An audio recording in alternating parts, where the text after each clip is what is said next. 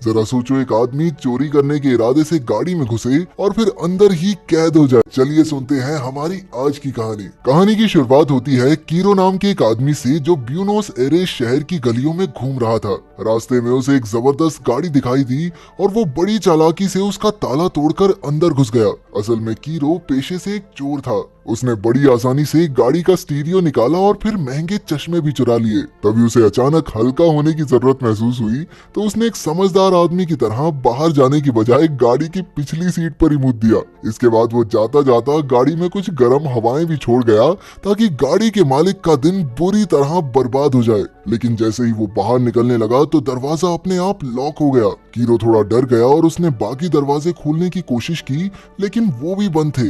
अब धीरे धीरे उसे ये एहसास हो रहा था कि वो गहरी मुसीबत में फंस चुका है। उसने अपनी पूरी ताकत से खिड़कियां तोड़ने की कोशिश की, लेकिन उन पर तो खरोंच मारना भी नामुमकिन सा था। इसके बाद उसने एक दरवाजे का हैंडल तोड़कर उसे अंदर से खोलने की सोची, लेकिन इसी चक्कर में उसके हाथ में चोट लग गई और काफी खून बहने लगा। जब हर तरकीब नाकामयाब रही तो उसने अपनी बंदूक निकाली और सामने की खिड़की पर गोली चला दी, लेकिन वो गोली खिड़की से टकराकर सीधा कीरो की टांग में जा लगी। अब वहाँ से भी लगातार खून बहने लगा। खैर, जैसे तैसे उसने अपनी शर्ट निकाली और जख्म पर बांध दी। कुछ देर बाद जब एक औरत वहाँ आकर गाड़ी के शीशे में देखकर लिपस्टिक लगाने लगी, तो कीरो की आंखों में उम्मीद की किरण जाग गई। उसने उसे कई आवाजें लगाई, लेकिन मानो उस औरत को गाड़ी के अंदर कुछ भी दिखाई नहीं दे रहा था और वो चुपचाप वहाँ से चली गई। फिर कीरो ने अपनी पत्नी को फोन करने की कोशिश की, लेकिन उसके फोन की बैटरी अचानक खत्म हो गई। इसी तरह कई घंटे बीत गए और कीरो थक हार कर सो गया। अगली सुबह जब उसकी आंख खुली तो उसे बहुत तेज प्यास लग रही थी। आसपास पानी न होने की वजह से आखिरकार उसने खिड़की पर जमी ओस को चाटकर प्यास बुझाने की कोशिश की। अब वो इस गाड़ी के अंदर फंसा फंसा बेहद बोर हो चुका था, तो उसने अपने बैग से स्टीरियो निकाला और गाने सुनकर अपना मन बहलाया। फिर जैसे ही रेडियो पर उसका मनपसंद गाना बजा तो वो इतना खो गया कि कुछ पल के लिए तो अपना सारा दर्द भूल गया। जब वो गाना खत्म हुआ तो कीरो एक बार फिर से पूरी ताकत से दरवाजा खोलने में जुट गया। तभी अचानक स्टीरियो में फोन बजा और जैसे ही कीरो ने फोन उठाया तो सामने से एक आदमी की आवाज आई। उसने अपना नाम डॉक्टर एनरिके फरारी बताया। असल में इस गाड़ी का मालिक एनरिके ही था और ये गाड़ी अब तक 28 बार चोरी हो चुकी थी और हमारे भैया कीरो इसे चुराने की कोशिश करने वाले 29वें आदमी हैं। ये सुनकर उसने एनरिके से कहा कि ठीक है भाई, गलती होगी, जान दे चाचा। लेकिन एनरिके ने कहा कि ये सब इतना आसान भी नहीं होने वाला। इसके बाद वो कीरो को गाड़ी के फीचर्स के बारे में बताने लगा। वो इस गाड़ी को 4x4 कहता था, क्योंकि इस गाड़ी के सिक्योरिटी अलार्म की मदद से वो अपने फोन से ही चारों दरवाजे लॉक कर सकता था। और तो और इस गाड़ी से किसी भी तरह की आवाज बाहर नहीं जाती और साथ ही शीशे भी बुलेट प्रूफ हैं। बाहर से कोई भी इस गाड़ी के किसी भी शीशे से अंदर नहीं झांक सकता था। इसके अलावा गाड़ी में 120 लीटर पेट्रोल था, जिसका सीधा मतलब ये था कि ये गाड़ी किसी बॉम्ब से कम नहीं। एनरिके ने उसे सावधान करते हुए कहा कि उसने अगर जबरदस्ती दरवाजा खोलने की कोशिश की तो इतना बड़ा धमाका होगा कि गाड़ी के साथ साथ वो भी राख हो जाएगा। फिर एनरिके ने अपने बारे में बताया कि वो क्विम्स में रहने वाला 60 साल का डॉक्टर है। बचपन में उसके घर पर कभी दरवाजे बंद नहीं होते थे, क्योंकि किसी को भी चोरी का डर था ही नहीं। वो उसी पुराने दौर में वापस लौटना चाहता है। फिर एनरिके ने पूछा कि अगर कीरो का बेटा चोरी करता तो वो क्या करता, लेकिन अब तक कीरो गुस्से से बौखला चुका था और उसने एनरिके को पुलिस के हवाले करने की धमकी दे दी। अबे बुड्ढे, सनक गई है क्या तेरी?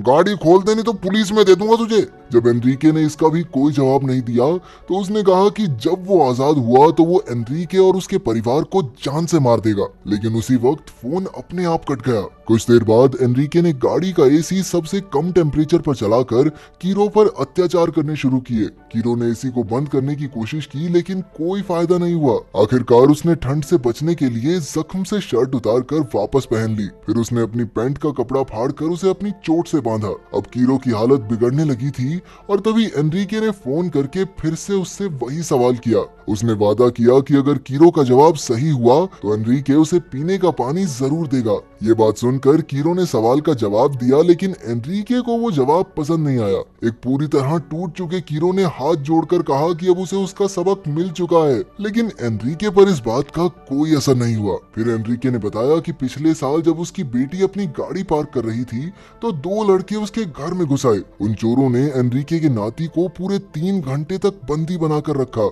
लेकिन कीरो को उसकी इन कहानियों में कोई दिलचस्पी नहीं थी। उसने पूछा कि आखिर कौन सा डॉक्टर एक जख्मी आदमी को बंदी बनाकर रखता है। आखिरकार फोन काटने से पहले एनरिके ने कीरो से ये सोचने को कहा कि वो आखिर किस चीज का डॉक्टर हो सकता है। फिर जब कीरो बाहर निकलने की तरकीबें सोच रहा था तो उसकी नजर पुलिस की गाड़ी पर पड़ी। पुलिस को देखकर कीरो की आंखों में चमक आ गई और उसने पूरी शिद्दत से ऑफिसर को आवाज लगाने की कोशिश की, लेकिन वो पुलिस वाला तो गाड़ी का चालान काटकर वहां से चलता बना। कुछ घंटों बाद एनरिके ने फिर से कीरो को फोन करके उसका पूरा नाम और आईडी नंबर पूछा। इसके बाद उसने कीरो को बताया कि गाड़ी के पिछले हिस्से में पानी है। तभी कीरो ने बोतल निकाली और पानी का नीला रंग होने के बावजूद भी वो एक ही पल में सारी बोतल पी गया। कुछ घंटे और बीतने के बाद उसकी ऐसी हालत हुई कि वो भूख के मारे गाड़ी में मौजूद एक कीड़ा खाने को भी तैयार था। अब उसे बहुत तेज बुखार हो चुका था और उसके पैर का जख्म भी पीला पड़ने लगा था। जब एनरिके को इसके बारे में पता चला तो उसने एसी चलाकर कीरो को शांत किया। इसके बाद उसने बताया कि उसे भी कैंसर की बीमारी है और वो लगभग 1 साल ही जिंदा रह पाएगा। लेकिन बेचारा कीरो इतना कमजोर हो चुका था कि उसे कुछ भी सुनाई नहीं दिया और थकान के मारे वो जल्द ही बेहोश भी हो गया। जब उसकी आंख खुली तो उसमें एक बार फिर से बाहर निकलने का जज्बा जाग उठा। उसने गाड़ी के कागजों की छानबीन करके रास्ता ढूंढने की कोशिश की, लेकिन आखिरकार उसे इतनी भूख लगी थी कि वो एक पन्ना ही फाड़ कर खा गया। कीरो की हालत बहुत ज्यादा बुरी हो चुकी थी और अब वो मैन वर्सेस वाइल्ड के सारे तरीके अपना रहा था जिंदा रहने के लिए। तभी अचानक बाहर से एक चोर ने ताला तोड़कर गाड़ी में घुसने की कोशिश की। उसे देखकर कीरो में भी आजाद होने की उम्मीद जाग उठी, लेकिन उसी वक्त आम लोगों ने उसे पकड़कर पीट दिया। फिर जैसे जैसे रात होने लगी तो कीरो की बढ़ती भूख और प्यास ने उसे पागलपन की ओर धकेल दिया। वो कुछ भी सोचने लगा कि ऐसा क्यों है कि आखिर सारा पैसा अमीरों के पास ही रहता है, गरीबों को कोई सुविधाएं नहीं मिलती, जिसकी वजह से वो ऊपर उठकर अपनी ही मदद नहीं कर पाते और पूरी जिंदगी बस अमीरों के लिए काम करके बिता देते हैं। उसे याद आया कि वो कभी भी ऐसे सिस्टम का हिस्सा नहीं बनना चाहता था, इसीलिए वो अपने दादा और पिता की तरह एक चोर बना। ये होता है खानदानी चोर, बाप चोर, दादा चोर, चोरों का खानदान। फिर अगली सुबह जब एनरिके का फोन आया तो वो अच्छे मूड में था, इसलिए उसने कीरो को गाड़ी में रखी चॉकलेट की जगह बता दी। इसके बाद कीरो ने पूरा दिन कुछ नहीं किया और आखिरकार शाम को वो अपनी पूरी ताकत से दरवाजे पर वार करके एक छोटा सा छेद बनाने में कामयाब रहा। फिर उसने छेद से आवाज लगाकर मदद मांगी, लेकिन किसी ने उसकी तरफ नहीं देखा। कुछ देर बाद एनरिके ने फोन करके उसे बताया कि उसने कीरो के परिवार से बात की है। अपने परिवार का नाम सुनकर कीरो की आंखें भर आई और उसने एनरिके से गुजारिश की कि उसके परिवार को कुछ नहीं होना चाहिए, लेकिन एनरिके ने कुछ भी ना कहते हुए फोन काट दिया।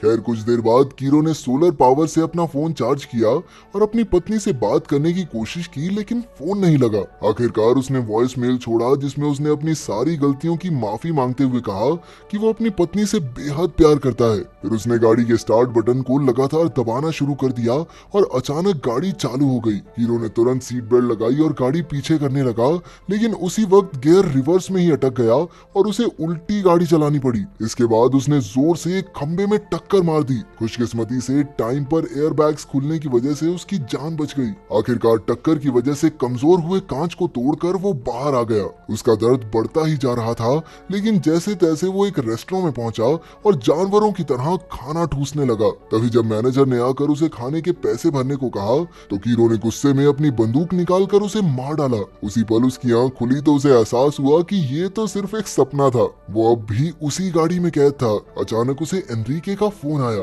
कीरो ने उससे एक आखिरी मदद की गुहार मांगी, लेकिन एनरिके नहीं माना, बल्कि वो तो जोर जोर से हंसने लगा और आखिरकार गाड़ी के सामने आकर खड़ा हो गया। फिर एनरिके गाड़ी में उसके साथ बैठा और कीरो के घाव पर मरहम लगाई। कीरो की हालत इतनी खराब हो गई थी कि उसमें बाहर निकलने तक की ताकत नहीं थी। फिर जब वो उठा तो उसने अपनी पूरी ताकत जुटाकर बंदूक उठाई और एनरिके पर गोली चला दी। खैर उसका निशाना चूक गया, लेकिन वो जैसे तैसे गाड़ी से बाहर निकलने में कामयाब रहा। फिर कीरो सड़क पर रेंग कर हवा में गोलियां चलाते हुए आगे बढ़ रहा था तो एनरिके ने उसे पकड़कर वापस गाड़ी में डालने की कोशिश की, लेकिन तभी उन्हें एक पुलिस वाले ने देख लिया और एनरिके को बंदूक नीचे करने के ऑर्डर दिए। एनरिके ने उसकी एक न सुनी और इसी तरह 2 घंटे में कई पुलिस वाले, मीडिया वाले और हजारों लोगों की भीड़ जमा हो गई। एनरिके ने अब भी कीरो को बंदूक की नोक पर बंदी बना रखा था था। इतनी कोशिश के बाद भी जब वो नहीं माना तो एक खास नेगोशिएटर को बुलाया गया।